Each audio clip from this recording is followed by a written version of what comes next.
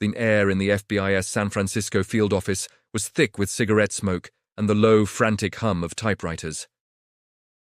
It was October 11th, 1969, and Special Agent John McKnight felt the familiar cold dread wash over him as he smoothed the cheap lined paper on his desk.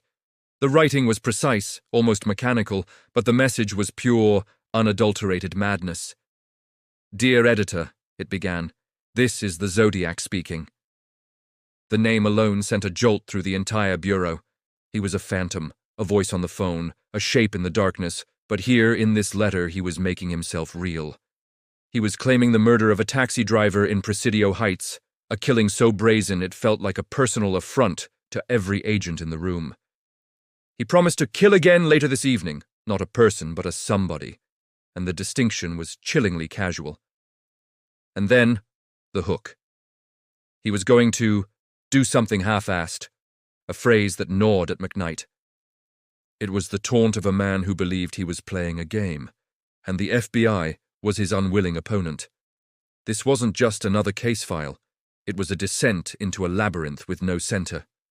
The task force, a strained coalition of local police and federal agents, operated out of a cramped, windowless room that had become a temple to the phantom. The walls were a mosaic of horror. Crime scene photos of young lovers shot and stabbed in lovers' lanes. A diagram of a lake where a couple had been attacked, the man surviving to describe a hooded executioner, and overlaying it all, the letters. They were his territory, his kingdom. He wrote with the smug confidence of a journalist, reporting on his own crimes, correcting police inaccuracies, and providing proof, a bloody piece of a victim's shirt, to authenticate his claims. The atmosphere was a toxic brew of coffee-stained frustration and a slow-burning fear that they were not just hunting a man, but a concept, an idea that thrived on their failure. Months bled into years. Each new communication was an event, a seismic shock that would ripple through the task force. The case files grew into mountains of dead ends. Every loudmouth who bragged in a bar, every disturbed individual with a grudge, was dragged into the harsh light of interrogation rooms. Agents would spend hours under the glare of a single swinging bulb, facing down suspects, searching for a crack in the facade. "Where were you on the night of December 20th? Can you account for your whereabouts?" The answers were always a variation of the same: denial, confusion, or belligerent silence. They'd bring in a man named Arthur Lee Allen, a hulking, intense figure with a military background and a known hatred for women. He fit the profile. He owned a watch with the Zodiac symbol. He was their best suspect. But the evidence was circumstantial, a house of cards that collapsed under the slightest legal scrutiny. One agent, after a long interrogation with Allen, leaned back in his chair, the metal groaning in protest. He looked at his partner and simply said, "It's him. I can feel it in my gut." His partner, an older man with tired eyes, just shook his head. "Guts don't convict people, Bill. Evidence does, and we have none." The Phantom was always one step ahead, his voice dripping from the pages of the San Francisco Chronicle. He began to communicate in ciphers, complex grids of symbols and letters that were his true language. The first one was cracked by a brilliant couple, Donald and Betty Harden, amateurs who succeeded where the entire cryptographic division of the Navy had failed. The triumph was short-lived. The deciphered message was not a confession or a name, but a narcissistic screed about collecting slaves for the afterlife. It was a spiritual manifesto from a psychopath. The agents felt the ground shift. They weren't just hunting a killer, but a man who saw himself as a god, playing with lives from the shadows. He demanded they print his ciphers on the front page, or he would go on a kill rampage. The newspapers complied. He was writing the rules of his own game, and the entire city was a captive audience. The pressure within the FBI was a physical force. Agents lived on the road, their lives reduced to motel rooms with thin walls and the constant smell of stale coffee. Their families became distant memories, photographs in a wallet.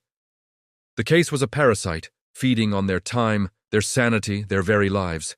Late one night, McKnight found a young agent, Dave, staring blankly at a wall plastered with the Zodiac's letters, his hands trembling slightly. "You all right, Dave?" McKnight asked, his voice rough from lack of sleep. The younger man didn't turn. "He's laughing at us, John. Every time we read this, he's right here in the room with us, laughing. He knows we can't catch him. He's proving a point." There was nothing McKnight could say. The truth of it hung in the air, heavier than the smoke. Then, in 1978, a break came from the most unexpected place. A man walking his dog in the dusty foothills of Santa Rosa discovered a buried cache. It wasn't a body. It was a time capsule of terror. Wrapped in plastic, protected from the elements, was a stack of documents. And among them was a letter. The handwriting was unmistakable. The local police, their hands shaking with a mixture of excitement and dread, immediately contacted the FBI. This was it. This had to be it. The forensic lab in Washington, D.C. became the new focal point. The letter was subjected to every test they had. Vacuum chambers lifted latent fingerprints. Electrostatic detection apparatus revealed impressions from other pages, written on the same pad. They analyzed the paper stock, the ink chemistry, everything, and they found something. A single partial print, smeared but potentially usable. For a few weeks, hope, a dangerous and unfamiliar emotion, began to flicker in the dark corridors of the Bureau.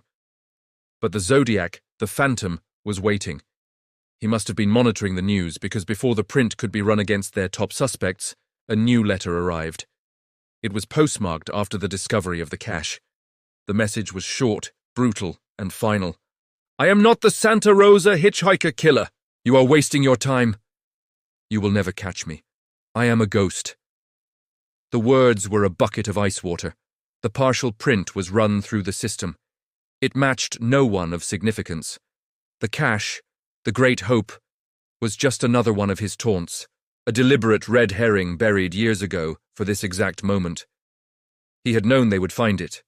He had known they would pour their resources into it, and he had let them, just so he could reveal the futility of it all. The defeat in the task force room was absolute. It was more than a setback, it was a metaphysical defeat. He wasn't just a man, he was a presence, an intelligence that seemed to operate outside the bounds of their reality, anticipating their every move. The letters slowed, then stopped altogether. The phone calls ceased. The massive, multi-agency task force, which had once hummed with frantic energy, was slowly dismantled. Agents were reassigned, retired, or simply left, carrying the ghost of the case with them. The room was cleared out. The photos were taken down from the walls, the boxes of files sealed and sent to archives, where they would gather dust for decades. The public moved on, the legend of the Zodiac fading from a present terror to a dark chapter in history books. But for the men who had hunted him, the case never closed. John McKnight, now retired, would sometimes wake in the dead of night, the precise, blocky handwriting imprinted on the back of his eyelids. He'd walk to his quiet kitchen, the silence of his home, a stark contrast to the noisy chaos of the old task force room, and he'd see the faces, the young couples, the taxi driver, all frozen in time. He had dealt with monsters in his career, men who killed for passion or profit. But this was different. The Zodiac didn't just take lives, he consumed the living. He fed on fear, on headlines, on the sheer frantic effort of the entire United States government, trying and failing to find him. He had turned his own anonymity into a weapon of mass terror. The FBI had thrown the full weight of its might against a shadow, and the shadow had won. It had all been filed away, a monument to an unsolvable equation, a battle against an enemy who was less a man and more a terrifying idea made flesh. He was never in the files.